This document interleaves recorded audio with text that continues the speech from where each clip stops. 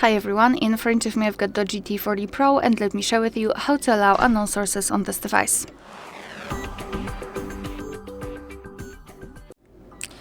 So let's start with opening the settings, and here in this left section we have to scroll and find the apps.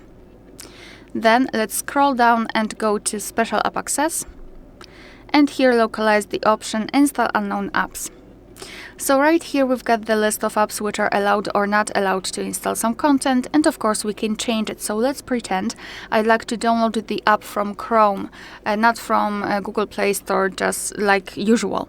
So let's find the Chrome in the list and tap on it, and then tap on this switcher next to allow from this source.